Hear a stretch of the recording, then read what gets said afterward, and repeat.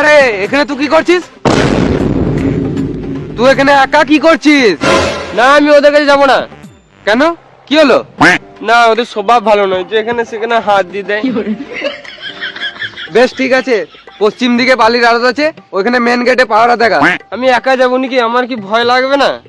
বেশ ঠিক আছে, তাহলে সবাইকে ডেকে দিচ্ছি, একসাথে যাবি।